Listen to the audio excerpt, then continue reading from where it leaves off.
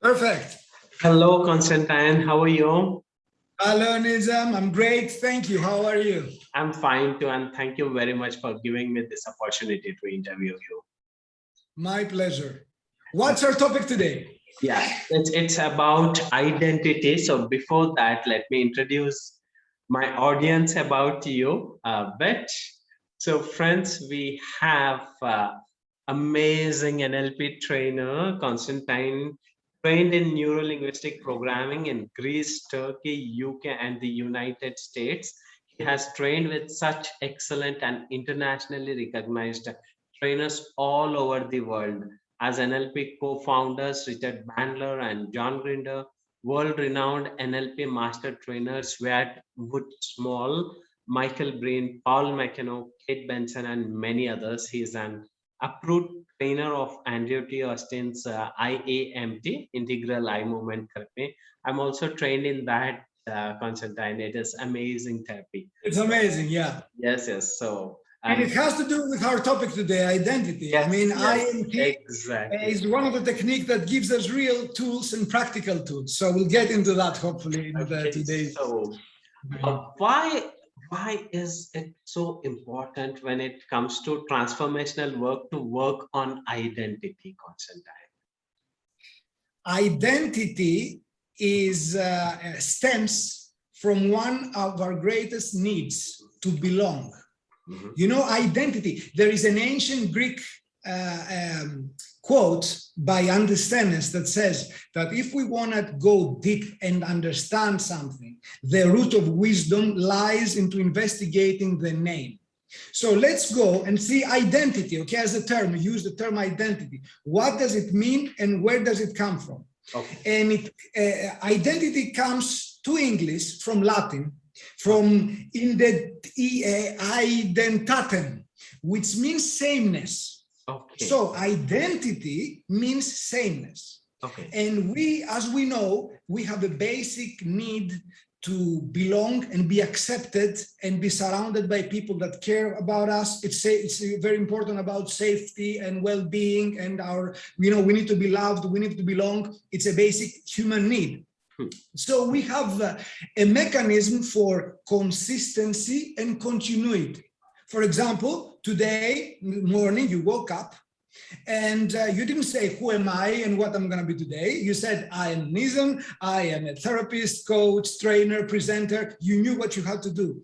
If you didn't, you could, there are people who are not, they don't have a stable identity, but they suffer the consequences. Okay. People do not know how to treat them. They cannot have a social circle. Imagine every day you wake up and you assume a different identity and different goal and different, you say, I'm a different person every day. It would be cool for you, but how would other people deal with you? Okay. So the sameness is where we belong. And we need to belong. We are a social animal. Human beings are a social animal. So we need to belong. And so we form identities, which is what we are and what we aren't. It's inclusion and exclusion. And that falls into the category of Aristotelian logic. It means belonging in categories and being part of a group or not being part of a group, equally important. So yeah, it's down to our core and down to our most essential needs, and it creates our biggest blessings and our biggest woes in life. Identity, that is. Okay, that's quite some historical facts where it originated. Thank you about the linguistic part. And Constantine, I have this where did this therapeutic work came into the picture?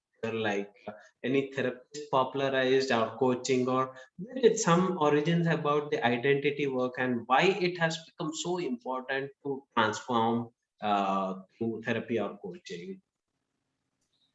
So working with identity, it depends on what we want to do with identity. Some people want to discover their identity. Some people want to change their identity. Some people have identity crisis. Crisis. Okay, I've heard the term. It's actually, it's about the 60s. The first time that we heard of the word identity crisis was the 50s. And now, in the 90s, we have identity theft. Somebody can steal your identity, and actually a big threat right now, and you have to secure, you have to use password, and you have to give your fingerprint. So identity becomes a commodity that we have or we carry. Okay. It's not only who we are, it's also what we do and what we have. Wow, so wonderful. What you want to do with identity? What is your end goal with identity? Oh. Some people are looking for their identity. First of all, does your identity belong to you? Okay. Was it borrowed? What do you think? When it comes to your person, do you define your identity? People, you see now the movement, we have all this woke movement with people that say, I self-identify as this. Yes, and you have to accept it. You have to accept my pronouns, and you have to accept my worldview, and you have to respect me. But seriously, identity. What is our form of identity that's given by the state? You have a passport, right? I have a passport from Greece. I think you have a passport from India. Yes. If we read the passport, the last page, it says property of the state.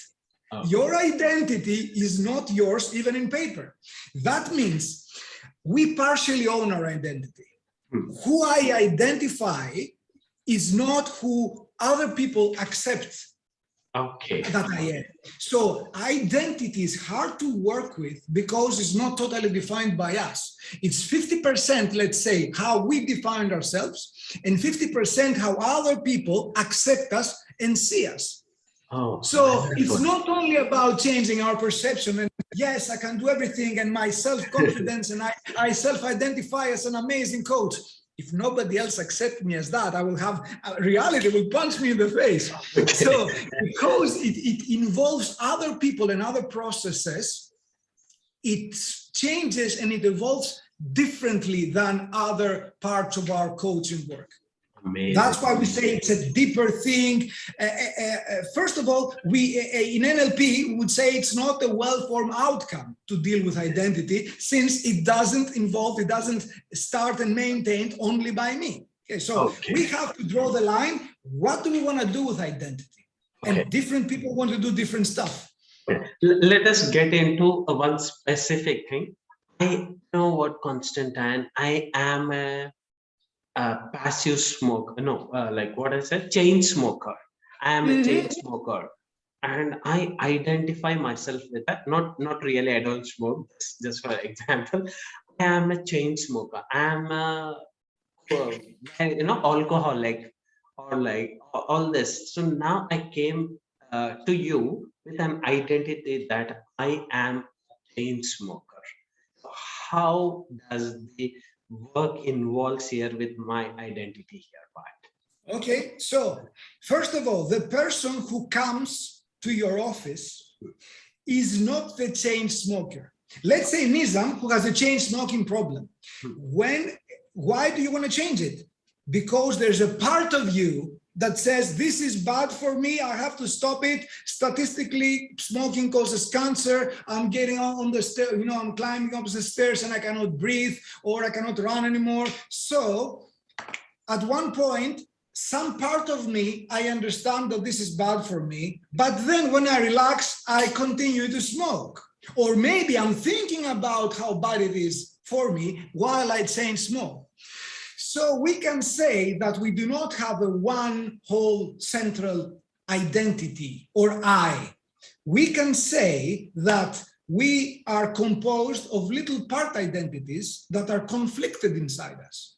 And now I have a person to my office, Nizam comes to my office and says, I want to stop that. This is not the Nizam who chain smokes. This is the part that wants to change smoking. So no matter how much I work with Nizam, I'm not going to do anything, because it's like trying to unlock an open door, because you came to me to stop it. But when you go home, the other identity is going to assume control and you're going to start chain smoking.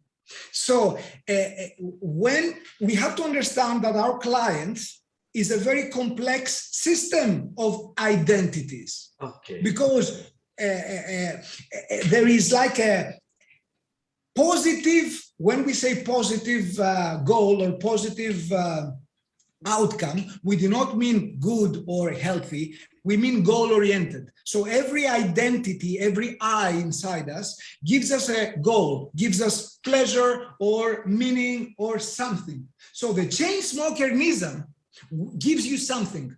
Okay. He doesn't want to kill you. Maybe he want to give you the pleasure. Maybe your friends chain smoke, so you are belonging to a smoking community. Maybe, nicotine has substances that activate the brain. Maybe you think better and you like the clarity, or it's an anchor for you. It gives you something.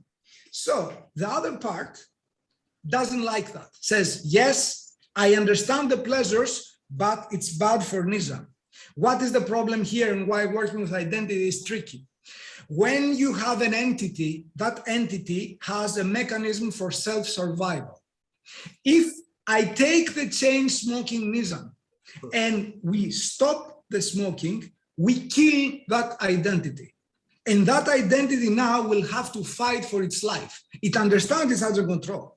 So if we do not acknowledge that part, if we do not get what that part wants and how we can deal with that, that other part is what we say, what you resist persists, what you force will strike you back.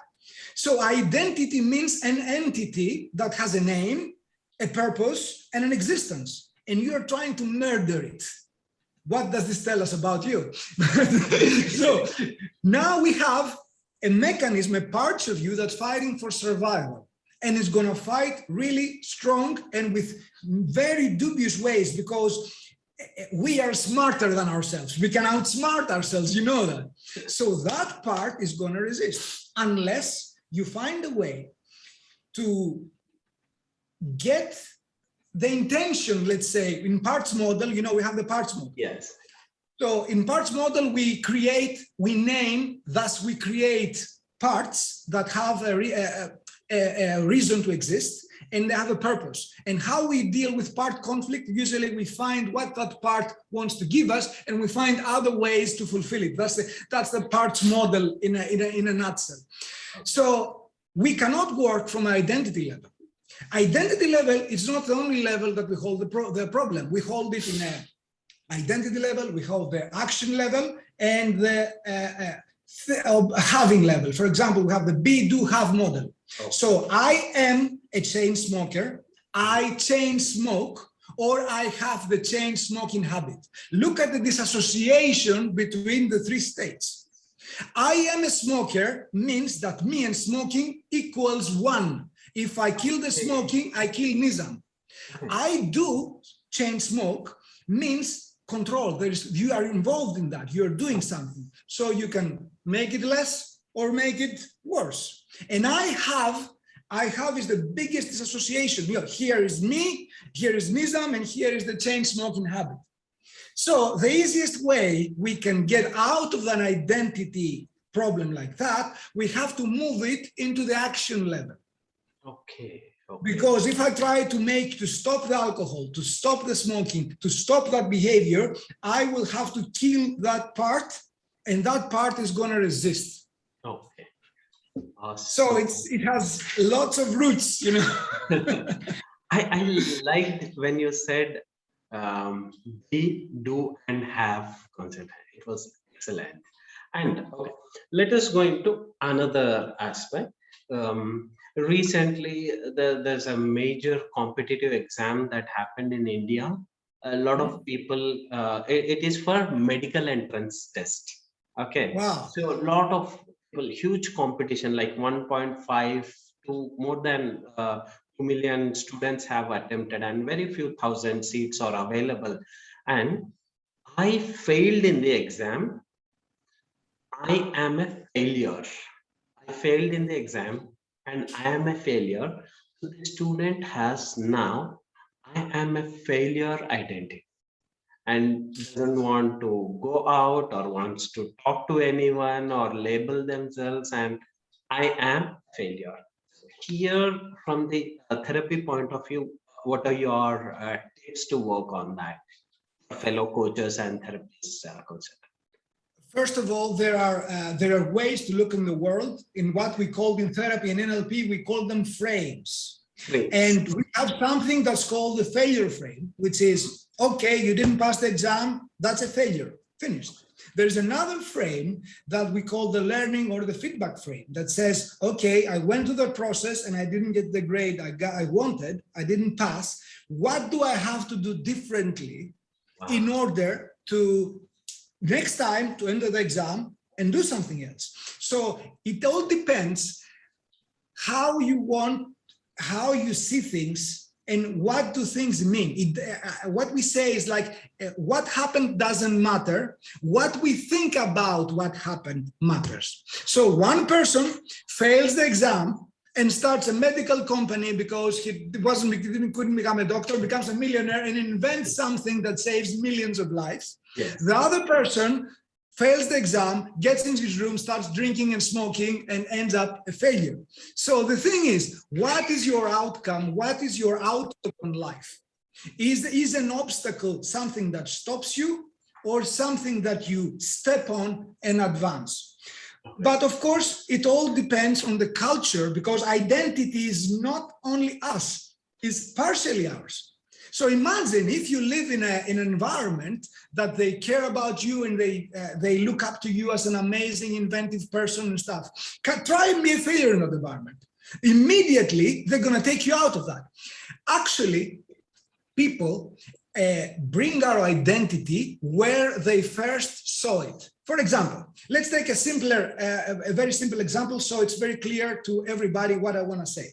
Let's say that Nizam is a very happy person that's always the life of the party, and you are the one who connects everybody. You're the connector, and your energy and spirits are high.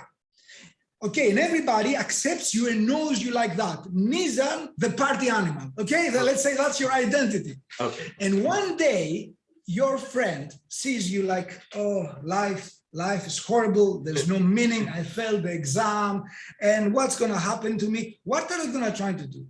They're going to say, hey, Nizam, snap out of it. Come on. You are the life of the party. People are going to drag you, want it or not, to where it's comforting for them, not for you, where they met you. Okay. You understand? They don't do it because they love you necessarily. They do it because they want to spend as little energy as possible to deal with the world. So I know Nizam is a party animal. I treat him as a party animal. And if I see him down on the floor, I better raise him back where he is so I know what to do with Nizam. Otherwise, how do I deal with Nizam that he's now not a party animal? You understand? So I don't have to deal only with Nizam. I know hundreds of people in my life. So if I have to reinvent and rethink about everybody in my life, that would take enormous amount of energy, and I wouldn't be able to be social and function in a social environment. So we tend to bring about people where we met them. Now let's take the opposite example. Let's say Nizam is somebody who's like always melancholic and always like a bit, depressed, half depression, philosophical type of man, where they read the book and they look, far away thinking. And one day everybody accepts you like that, and everybody who knows you knows that Nizam the philosopher. Nizam is like a philosopher who's into poetry and deep meanings and not a happy person. You're somebody who's deep. Okay, and let's say one day you go on a Tony Robbins weekend seminar and you come back like, yes, life. What are they going to tell you? What are your friends? Something is wrong with this guy. What happened? They're going to say, Nizam, I understand you're excited, but life has ups and downs. Don't get excited so easily. You understand? They're going to try to protect you. They're going to, of course, because they love you. But not really, because they want to keep you where they find you. You understand? That's why we say it's important. Who do you hang out with? You are the sum of the 5 people that you spend time with, all this expression and stuff. Because if those people accept you as a failure, no matter even if you succeed the exam, you're going to be a failure. Okay. If your friends accept you as a success, as an inventor, as a brilliant mind, and who builds our social circle? Us. So we build our own our own identity by picking who we are around. You understand? It's a self-reflexive process. So it doesn't matter what do I think about myself. I am a failure. I'm not a drop in the ocean. I belong in a system and I interact with that system. Also, the Indian exam authorities, what do they tell you? If they give me opportunities, or if they tell me what to do if I fail the exam, you know, the supporting structure. What's the supporting structure? You see that in Japan. I think that their exam is much more, the exam system is much more vicious and hard from early on age. I think the Japanese children have to pass very serious exams that determine their future from the age of 5 or something like that, crazy. Okay. And they separate kids according to their ability from very early on ages. So people are like doing what the best they can from the very early on age. They don't even understand what's going on around them, and their life is being designed around them. Okay. So, you know, it's not only identity, is not only what we think. Oh, yes, you're going to feel bad. You're going to, okay, you failed the exam. You're going to pretend you drink and smoke and feel horrible. But then when that mourning period is over, you will have to sustain the identity that people accept you with. And if you are not a loser, this is not going to be a loser identity. Okay. Awesome. It's all about the frame and how we deal with it. And definitely, I like what you said. Yes, you're gonna feel sad. Yes, there is a period of whatever your mourning period or grief or whatever emotion a person is experiencing. After a point, they have to get it out and take a different perspective. Definitely.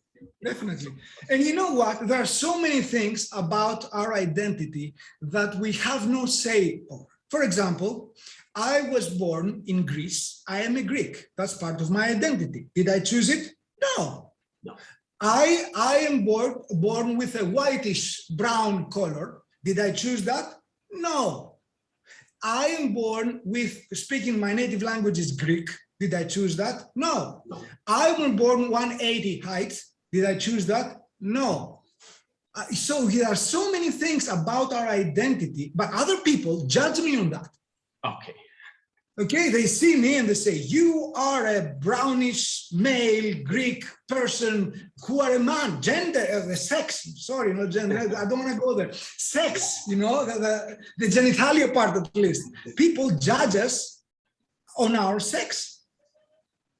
So many things about my identity, I have zero control on.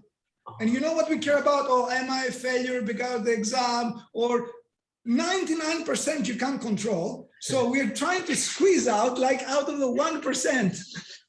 If your parents were super mega rich, or if your parents were famous, that's part of your identity. You come from India and immediately you carry all your ancestral wisdom and, you know, the tales and, you know, all the cultural heritage and that rich heritage that follows you, and you have no say over it. Nothing. But this is your identity. So people want to change their identity. But what they want to change is not their identity, a little part that they don't like. Yes. Awesome. So you are dissecting it and making it very, very clear. Thank you very much. And I'll bring one more aspect of the relationship, very sensitive. Here, I deal with certain youngsters and of course of different ages. There was this interesting observation, Constantine, because my boyfriend ditched me, because my girlfriend cheated on. I am not good enough. I am not a good girlfriend. I'm not a good boyfriend. I'm not a good wife. I'm not a good husband. If I was a good husband or if I was a good boyfriend, girlfriend, whatever it is, then why would my partner cheat me? That means I am not good enough. I am not enough whatsoever. I am this. And that has strong. I am the reason because my boyfriend has cheated. I am the reason why my wife cheated on me. So I am. That's a strong thing and the key. going into the guilt, self-blaming for certain thing which you said, which they don't have control on. And you know very well that if you believe something to be true, then it is true, unfortunately. It boils down to something that we call the locus of control in psychology. Yes. Meaning, is it inside you or outside you? Let's take, for example, two people they work in an office and they do a project. Okay, the one person finishes the project and knows 1000% this is perfect. No matter what they tell me, I know I have done a great job. They have a convincer strategy that is inside, is internal. So they go to their boss and the boss says, well, this could be done better and you haven't done, you could do so much better and this and this. And then they say inside them, well, you know nothing. I know this is good. You are wrong. So the other person may have done an amazing job, but doesn't know, or he cannot tell you if they've done a good job or not, unless somebody tells them, yes, that's a good job. They're seeking validation from outside. So we can imagine our brain like being two little people inside us, okay? Let's name the one, we'll name him the thinker, who thinks or believes something, and the other one, let's name him the prover. Okay, the thinker-prover model comes from Dr. William Orr, and you can read about it on Prometheus Rising of Robert Anton Wilson, who is a very prominent and famous figure in the NLP and personal development world. So according to that model, our brain consists of those two little people. Well, one person believes or thinks something, and the other person inside us distorts everything in the universe to prove that the thinker is right. Okay. So if I have the thoughts that I'm not enough and that the other person abandoned me because I'm not enough, then the prover eagerly is going to go around in the universe and find whatever happens and twist it around to make that idea true.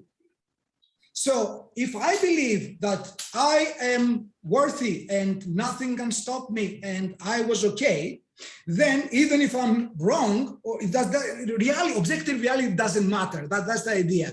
What matters is my perception about that reality. And the prover part of the brain is going to distort all the facts that come from the world to make what I believe, what the thinker thinks, to prove he's right. And that is a self-perpetuating vicious circle that creates our reality and our beliefs. And if you notice, what you said was a cause-effect statement, or it can be a complex equivalence statement. He dumped me means complex equivalence, I am worthless. He divorced me, and that makes me a not worthy person. You understand? We construct our world with complex equivalence and cause-effect statements that are attached to a semantically value proposition, and that makes me bad. So he dumped me, I'm alone, I'm a horrible person, and that's bad. So this is how our beliefs are made, but it's a totally made artificial process that's been supported by distorting all the evidence that comes from the universe to match our worldview. And actually, what I believe the job of a good coach or therapist is to train that process. You know, we say in NLP that content is not as important as context or process, you know, how we do things. Because one idea doesn't matter, but the way I process the world and the way the machine that deals with ideas is more important than any single idea. So if we can teach our students, our clients, our people who come to us for help, to observe the way they handle reality and understand the way their brain works, actually, if we expose them to their communication, that's the meta position on their communication, then they can understand and see for themselves how all those fallacies that they create and what else they could do different in order to change their life. And thank you very much. You are breaking down many different aspects of, like, what we by talking to you now, I'm getting clarity that what we identify as identity is not identity also. Sometimes it is something else. Okay, so next one is, Constantine. Let's take one example. You think that yes, training can be delivered online as well. NLP Mm. training is equally effective like offline training as well. And I feel that no, NLP is only to be taught offline. Learning NLP online means you're missing out the essence of it. Now, strong belief is like, this means true, and I associate myself with that beliefs, and this is what it is. And anyone challenges me, I get triggered. No, Constantine, you don't understand. You are not a good coach. You don't understand NLP. I can come with a defensive thing, but I will not compromise. And I feel, yes, this is what it is. And I identify myself with my beliefs or opinions and all that. There, things, most of the arguments, I think that's where it starts with it. And flexibility is what the solution is. So, what is your suggestion when we have strong opinions and we don't want, like, to let go, and we fight for it? Yes, I'm right and you're wrong. I feel this is a very relevant and personal example to reality, so I'm glad to comment on that. So I will start with a model that's called the hierarchy of information model. What does this say? It says that the world is drowning in irrelevant data. Okay, go to Google, you'll find data about everything. Once you have a goal, okay, I'm looking for I don't know, cinemas in my area. This data transforms into information, which is data information. Look at the word information. So, okay. And then information, we pack it together in knowledge. Okay. And we, in a training course, we transmit mainly knowledge. Okay. But ideally, we don't want to transmit knowledge. We want to transmit understanding. Okay, when somebody comes to me for a training, he doesn't want to know many facts about NLP. He wants to understand NLP. What is the catch here?